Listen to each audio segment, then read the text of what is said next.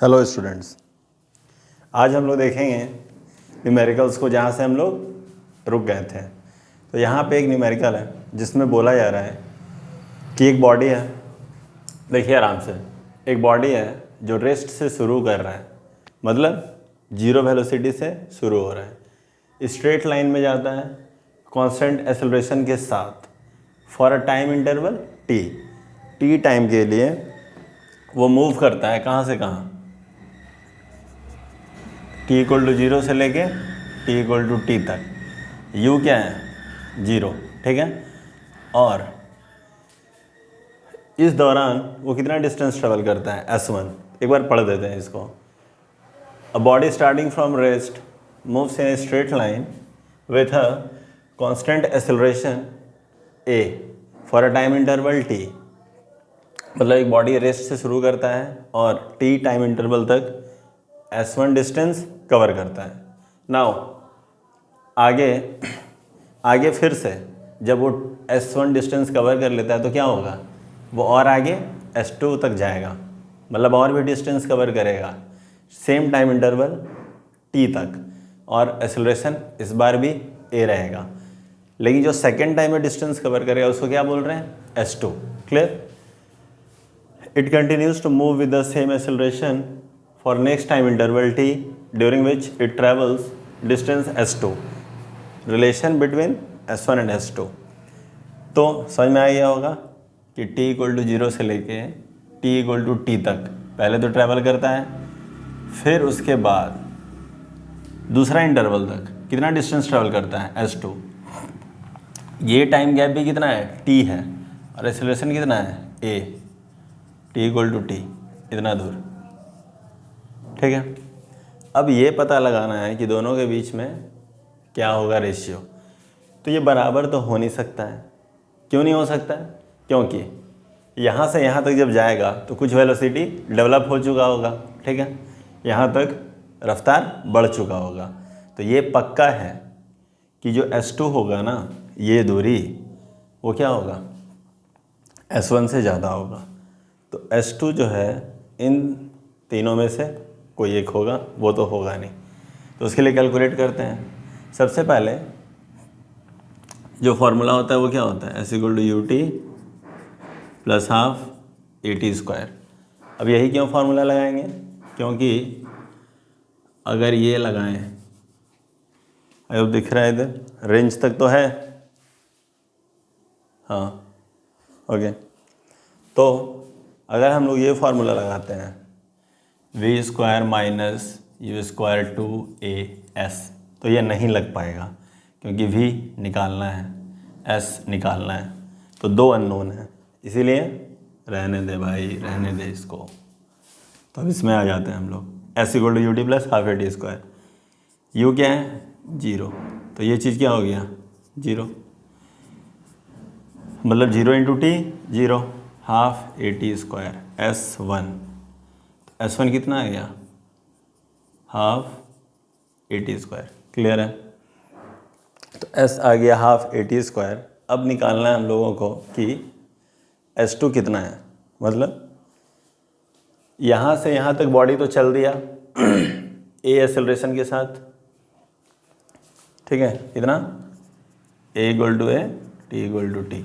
यहाँ से यहाँ तक भी टाइम t है, मान लो 5 सेकेंड, तो यहाँ से यहाँ भी 5 सेकेंड के लिए ही चला है, और एक्सेलरेशन भी क्या है? सेम है। तो पहले ये निकाल लो। अब निकालना है क्या? s2, मतलब जहाँ पे स्टॉप हुआ था मामला पहली बार जब वो वहाँ से रेस्ट लिया था। रेस्ट नहीं लिया था, मतलब वहाँ से जब हम लोग आगे कैलकुलेट करेंगे t इक्वल टू टी के बाद से फिर t इक्वल टू टी, यहाँ पे केस चेंज होता है। केस चेंज होता है मतलब यहाँ से ऑब्जर्वेशन दोबारा शुरू होता है देखने का, कैलकुलेशन का, कैलकुलेट करने का। तो हम लोग शुरू करते हैं। अब यहाँ पे वेलोसिटी हुआ कितना, तो कुछ भी एक पॉइंट ले लेते हैं, ए बी सी। तो वी बी क्या होगा? तो वी इक्वल टू क्या होता है? You plus A T. तो बी पे जो स्पीड होगा जीरो ए टी, 80 आ गया। तो यहाँ से यहाँ तक कितना डिस्टेंस ट्रेवल किया उसके लिए इसका ज़रूरत पड़ने वाला है। कैसे? यहाँ पे देखिए ut है ना, तो शुरुआत का जो वेलोसिटी रहता है वो चाहिए। तो यहाँ शुरुआत में ही वेलोसिटी कितना आ गया है 80। क्लियर? यहाँ से यहाँ जब ट्रैवल करेगा तो वेलोसिटी क्या होगा 80, और होना भी चाहिए। एक्सेलरेशन होता क्या है? Rate of change of velocity. तो सॉरी, तो जितना चेंज हुआ है, जैसे कि 5 मीटर पर सेकंड स्क्वायर अगर एक्सेलरेशन है, तो 10 सेकंड के लिए अगर कोई चला तो कितना स्पीड में चेंज आया 50। क्लियर? 50। तो यहाँ पे 5 × 10 50 आ जाएगा अगर ये यहाँ से यहाँ तक t सेकंड के लिए चलेगा। इसीलिए फार्मूला होता ही है इस तरह u + at। शुरुआत जहाँ से किया था प्लस एक्सेलरेशन, मतलब पर सेकंड कितना स्पीड में चेंज आ रहा है वो, और t कितना सेकंड तक चेंज आया वो, तो फाइनल वेलोसिटी क्या हो जाता है initial plus acceleration × time. For example ले लेते हैं, अगर इनिशियल क्या था 5, एक्सेलरेशन कितना था 3 और टाइम कितना था 10, तो शुरुआत का वेलोसिटी 5 था और एक्सेलरेशन 3 का था, तो 10 सेकंड तक स्पीड कितना बढ़ गया 30, तो फाइनल वेलोसिटी कितना हो गया 35। इसीलिए क्या होता है ये फार्मूला इस टाइप का होता है। तो मतलब ये केस को इमेजिन करने के लिए, समझ रहे हैं आप लोग, केस को इमेजिन करने के लिए है कि जब यहाँ से यहाँ तक पहुँचा होगा तो कुछ ना कुछ स्पीड इसका आया होगा, और अब जब s कैलकुलेट करेंगे तो उसका कुछ इनिशियल स्पीड होगा, जबकि शुरुआत में क्या था रेस्ट में था, u 0 था, u at a = 0 मान लेते हैं, a पे वेलोसिटी 0 था। तो अब s2 कैलकुलेट कर लेते हैं। s1 तो आ गया,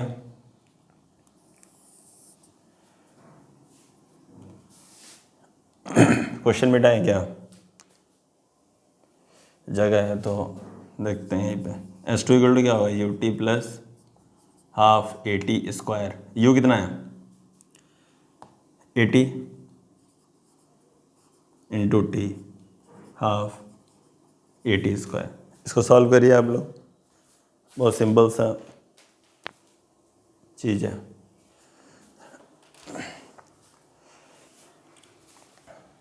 तो ये क्या हो जाएगा, इधर करें at², ठीक है, h2 at² + हाफ at²।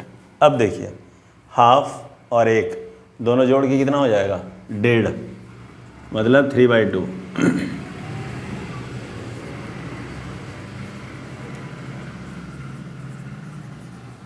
ये है s2। अच्छा s2 तो ये निकल गया, और s1 क्या निकल गया हाफ at²। दोनों का रेशियो निकालने का 2 तरीका है। इन दोनों तरीका में क्या कर सकते हैं, देख सकते हैं कौन बेहतर है। वो सॉरी ऑप्शन में दिया, लेकिन आप लोग उसको टिक करके रखेंगे, ठीक है। यहाँ पे क्या होगा, s2 जो आ रहा है वो क्या आ रहा है 3/2 at²। अब यहाँ पे s2 आ गया और s1 आ गया, दोनों का रेशियो निकालते हैं, डिवाइडिंग कर लेते हैं सबसे बेस्ट। s1 क्या है हाफ at², ये क्या है 3/2 at², कट गया। अब बच गया हाफ, ये क्या है डिवाइड 3/2, हाफ इंटू 2/3। देखिए यहाँ पे भी 2 और 2 को काट सकते थे, बच जाता 1/3, लेकिन ये होता है बहुत बार किसी को कैलकुलेशन में पता नहीं क्या प्रॉब्लम होता है, ये जो चिपका हुआ रहेगा ना इस मेन डिवाइड से, ये क्या होगा, ये हमेशा यहीं चिपका हुआ रहेगा, और ये कहाँ चला जाएगा ऊपर। क्यों?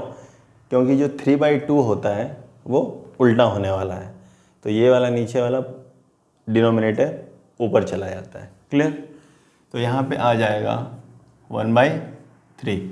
नाउ s1/s2 का रेशियो कितना आ गया 1/3, मतलब समझ रहे हैं आप लोग, s1 3 × s1 = s2, मतलब s2 जो है वो 3 गुना है किसके, S1 के, मतलब सेकेंड इंटरवल में 3 गुना डिस्टेंस कवर करेगा। क्लियर है? आई थिंक साफ दिख रहा होगा। तो इसको नोट करके नेक्स्ट क्वेश्चन की तरफ बढ़ते हैं हम लोग। हाँ, इसको नोट कर लिया आप लोग, फिर मिटाते हैं इसको। ये जो क्वेश्चन है पिछले क्वेश्चन का ये एक्सटेंशन है। मतलब इसमें बोला जा रहा है कि अगर फर्स्ट टाइम इंटरवल तक वेलोसिटी v1 था, ठीक है, मतलब ये vb की जगह, ठीक है, v1 लिख सकते हैं हम लोग, v1 था, यहाँ से यहाँ तक v1 is the velocity at the end of first time interval and v2 that at the end of second time interval, relation between v1 and v2, ठीक है। तो v1 तक कुछ वेलोसिटी डेवलप हुआ था, फिर v2 यहाँ पे आया होगा। तो इन दोनों के बीच में रिलेशन क्या है ये तो पता है ना, v2 बड़ा होगा। क्यों? क्योंकि v1 तक कुछ तो आया होगा वेलोसिटी, उसके बाद बढ़ा होगा। क्लियर है? तो देखते हैं हम लोग कितना आया। यहाँ से यहाँ तक एक्सेलरेशन कितना था, a था, यहाँ से यहाँ तक भी एक्सेलरेशन a था, टाइम इंटरवल दोनों का t था। तो यहाँ तक पहले देख लेते हैं कितना पहुँचा था वेलोसिटी। तो v1 equal to u plus at। Clear है? u क्या होगा, 0, क्योंकि 0 से शुरू हुआ, एक्सेलरेशन a इंटू टी, ये आ गया at। तो यहाँ पे वेलोसिटी क्या आ गया, at, दिख रहा है। अब यहाँ तक का निकालना है, वो भी आसानी है हमको लगता है, हो जाएगा calculation. Will you try? See v2 equal to u plus at। ये u कहाँ वाला है, यहाँ वाला है, ub। इनिशियल वेलोसिटी जो b पे था उसको लिखेंगे हम लोग, ठीक है। तो ub क्या होगा, जो आया था यहाँ पे लिख दे, 80, मतलब v1 बोल सकते हैं इसको, प्लस 80, कितना आ गया, 280 v2। तो यहाँ साफ दिख रहा है कि v2 जो है वो v1 के क्या है, डबल है। फिर भी किसी को मानने लगे तो कर लीजिए, v2 बाई v1, v2 है 280, 80 कटम कुटी करने से एग्जैक्ट रिजल्ट अगर किसी को चाहिए तो v2 into 1, 2 into v1। Clear है? तो ये सही है, कुछ खास तो था नहीं, 2 सेकंड में हो गया, ठीक है। अब इसको देखते हैं आगे नेक्स्ट क्वेश्चन, ठीक है। हाँ, इसको नोट कर लें आप लोग, उसके बाद फिर नेक्स्ट क्वेश्चन हम बता रहे हैं। देखते हैं इस क्वेश्चन को, बहुत ज़्यादा ही ऐसे तो इजी लग रहा है क्योंकि ये सीधा सीधा केस है।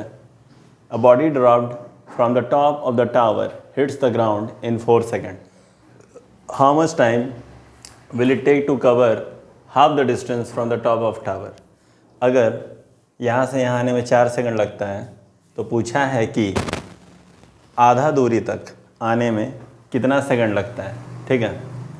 तो पहले तो ये निकाल लेंगे कि टोटल दूरी कितना है, ठीक है। तो टोटल दूरी निकालने के लिए जो फार्मूला होता है एस का, पता ही है, ut plus half at square. क्यों ut बना ले रहा है, क्योंकि इनिशियल वेलोसिटी इसमें शामिल है। क्लियर है? ओ सॉरी, ओके, रिकॉर्डिंग ठीक।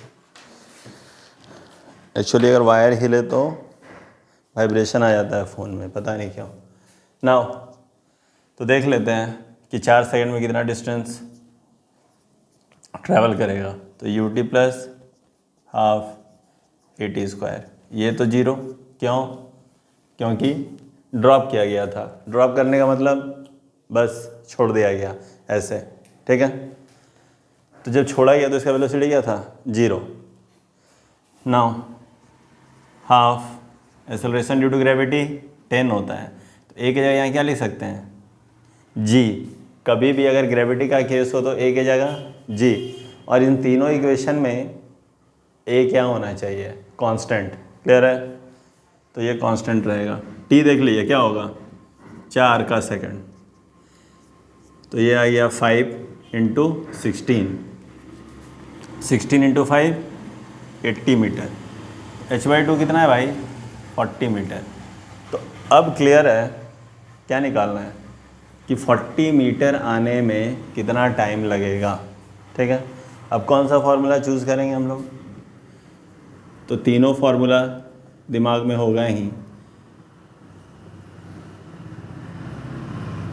जी ले लेते हैं, ठीक है।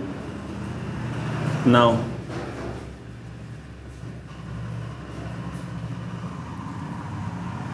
कौन सा सही होगा? वी नहीं पता, इसमें टी का तो कुछ अता पता ही नहीं है, छोड़ देंगे। उसमें टी है ही नहीं तो वो ख्याल में आएगा ही नहीं। ये इसका भी कुछ नहीं हो सकता है, क्यों? इसमें एस नहीं है। तो पहले तो ये देखिए कि एस निकालना है और फिर ये निकालना है कि कितना देर में ट्रैवल करेगा। तो एस और टी सिर्फ इस फार्मूला में, तो उसी को यूज़ करेंगे हम लोग। S equal to you t plus half g t square, ठीक है। एस कितना है? 40। क्यों? क्योंकि पूरा डिस्टेंस क्या निकला था? 80। पूरा डिस्टेंस अगर निकला 80 तो 40 ही ट्रैवल करना है ना। तो फिर क्या करेंगे हम लोग वहाँ पे? 40 का निकाल लेंगे कि मतलब 40 तक जाने में कितना टाइम लगेगा। तो u0 ख़त्म, हाफ 10 टी स्क्वायर। ये 2 से कितना बार में कट गया? 5। अब इधर एक ही टर्म है, इसीलिए इसको काट सकते हैं हम आराम से। किससे? 5 को 40 से, 40 को 5 से, 5 टी स्क्वायर। 8 जा 8 इक्वल टू क्या आ जाएगा? T square. दिख रहा है? तो टी इक्वल टू बताइए आंसर कितना होगा? ऑप्शन लिखा हुआ है वहाँ पे? नहीं, ऑप्शन लिख देते हैं, फिर आप लोग खुद सोच के बताइए। 1 सेकेंड, 2 सेकेंड। ऑप्शन है 1 सेकेंड, 2 सेकेंड, 2√2 सेकेंड। तो रूट लग जाएगा ना 8 में। ये फार्मूला चेक करने का तरीका है। क्या करेंगे? हमेशा दिमाग लगाएंगे कौन सा फार्मूला यूज़ होगा, ठीक है। तो 8 में क्या होगा? 3 2, ये सबको पता है। 1 2 निकल जाएगा, 1 2 फंस जाएगा, चिल्लाते रहेगा बेचारा, क्या रे कौन छोड़ा मेरे को। तो अब पेयर ही हुआ ही नहीं तो क्या कर सकते हैं? टी इक्वल टू 2√2 सेकेंड, काम ख़त्म, ठीक है। तो हम बोल सकते हैं इसमें क्या हुआ? इसमें T equal to 2√2 second answer आ गया। नाउ अच्छा हाँ, ये जो इक्वेशन है ना S equal to you T half 80 square, इसको थोड़ा एनालाइज करते हैं हम लोग। एनालाइज करते हैं मतलब ये देखते हैं कि एक जनरल कैलकुलेशन को माइंडसेट में कैसे रखा जाता है, कैसे सोचा जाता है कि हाँ इस इक्वेशन को यूज़ करेंगे तो यही होगा या इतना कैलकुलेशन हमेशा आएगा। देख लेते हैं इस फॉर्मूला को।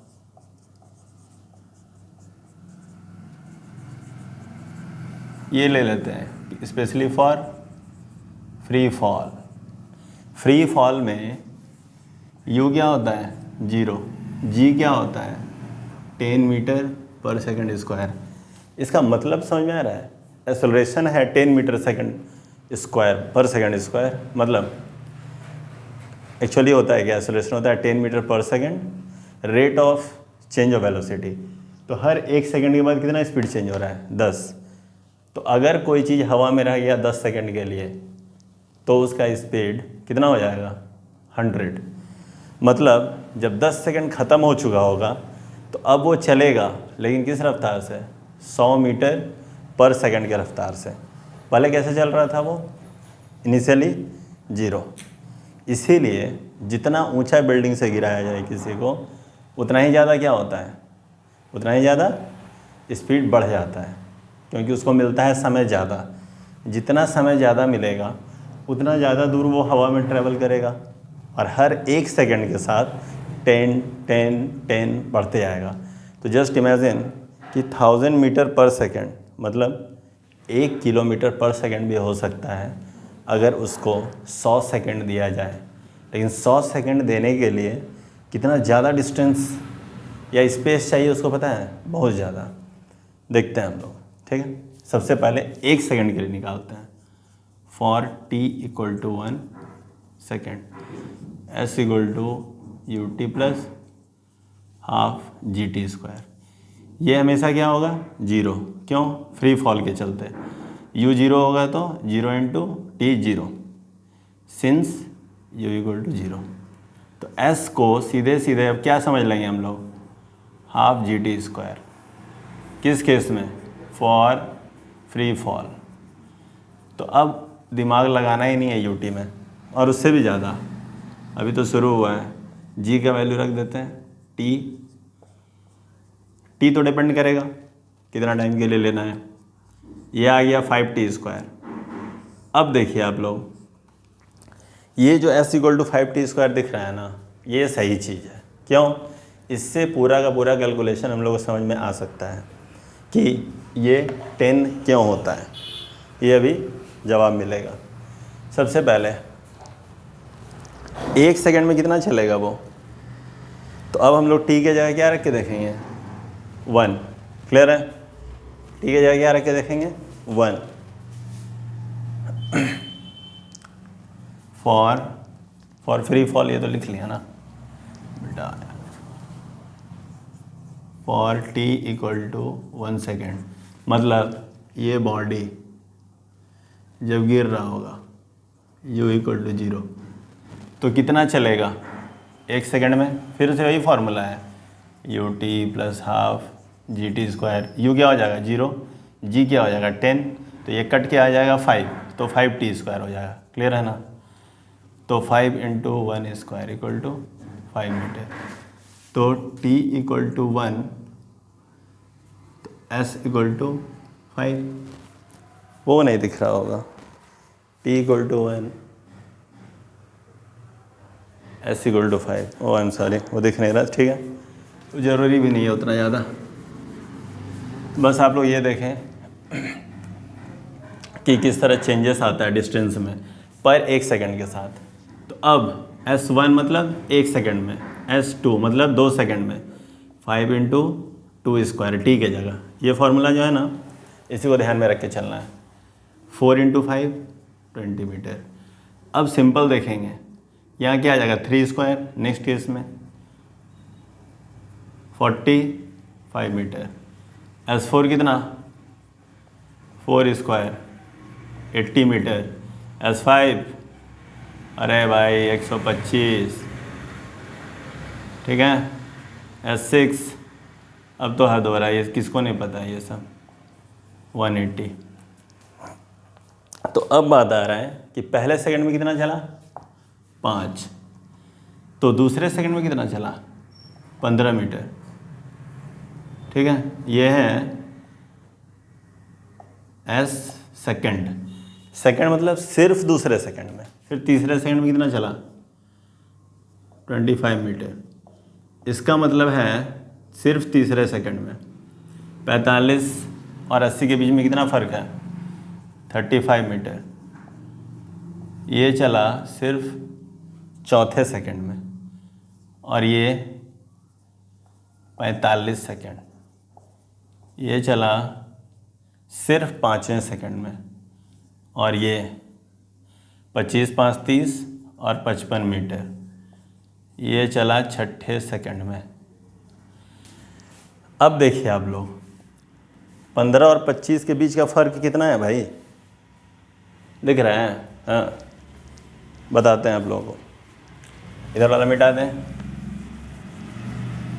देखिए 15 और 25 के बीच का फ़र्क कितना है, 10। 35 और 25 के बीच का फ़र्क कितना है, 10 10 10।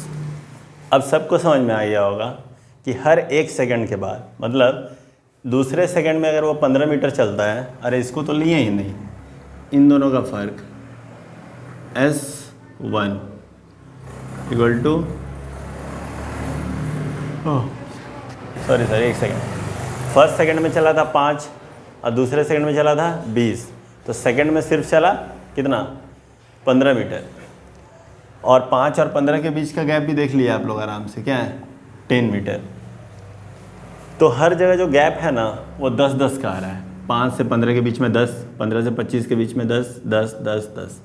यही सबूत है, प्रूफ है कि हर सेकंड के बाद स्पीड 10 बढ़ा है, इसीलिए हर अगले सेकंड में 10 मीटर ज़्यादा चला है। तो एक सेकंड जब ख़त्म हुआ तब वो कितना चला था, 5 मीटर, ठीक है, जैसा कि यहाँ देख सकते हैं हम लोग। लेकिन दूसरे सेकंड में वो चला 15, तो क्यों उसका 10 बढ़ गया स्पीड। क्यों 10 बढ़ गया? क्योंकि जब फर्स्ट सेकंड ख़त्म हुआ तो उसका स्पीड 10 हो चुका था।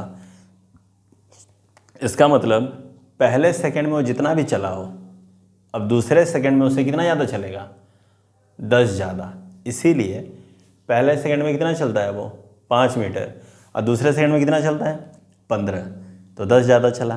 फिर तीसरे सेकंड में 25, फिर 10 ज़्यादा, फिर 35, फिर 10 ज़्यादा, फिर 45, फिर 10 ज़्यादा। That is why G is 10 metre पर second square. Done. I hope interesting लगा होगा ये समझ के। और S = 5t² को पकड़ के रखना है, ठीक है ना। और ये भी तो ठीक है ना, ये फार्मूला एक और देख ही लें। U + GT फ्री फॉल में U क्या होगा भैया 0, ये होगा 10 × t। तो हर एक सेकंड के बाद 10, एक सेकंड जब ख़त्म हो चुका होगा तब स्पीड आएगा 10, 2 सेकंड ख़त्म हो चुका होगा तो 20, 3 तो 30, 4 तो 40, और इसी तरह चलते चलते जितना दूर आप ले जाएं। तो अगर उसका स्पीड, मतलब उसका स्पीड जब इतना हो जाए, क्या बोलते हैं उसका, 180 मीटर जब वो ट्रैवल करेगा तो 6 सेकंड उसको हवा में रहना है। इसका मतलब ये भी है कि 6 सेकंड अगर उसको हवा में रहना है तो 180 मीटर दूर से उसको फेंकना पड़ेगा, ठीक है। तो देख रहे हैं हम लोग भाई 5 सेकंड रहना है तो 125 मीटर, बहुत बड़ा होता है ये। 125 मीटर बिल्डिंग के हिसाब से 60 तल्ला से भी ज़्यादा हो जाएगा। अगर एक बिल्डिंग को 2 मीटर ले लें या 3 मीटर ले लेते हैं ना, तो 60 तल्ला से ज़्यादा हो जाएगा इसमें। 3 मीटर ही तो होता है लगभग, या 3 मीटर से कम होता होगा, वट एवर इट इज़, मतलब एक अप्रॉक्स कैलकुलेशन, ओके। तो ये V वाला ही पता चल गया। और कुछ बचा है क्या? और कुछ अगर बचा है एनालिसिस तो आप लोग भी करेंगे, ऐसा नहीं है। खुद से ही सबसे ज़्यादा एनालिसिस होता है, टीचर तो बस शुरुआत करते हैं, ओके। सो देखते हैं नेक्स्ट क्लास में फिर मिलके आगे कितना कर सकते हैं। लास्ट 7 डेज़ में थोड़ा फीवर के चलते प्रॉब्लम हुआ, अदरवाइज़ 1-2 क्लास तो न्यूमेरिकल का डालते हैं। पता नहीं मौसम ही ख़राब चल रहा है आजकल। So thanks and see you in the next class. Keep on practicing. Bye.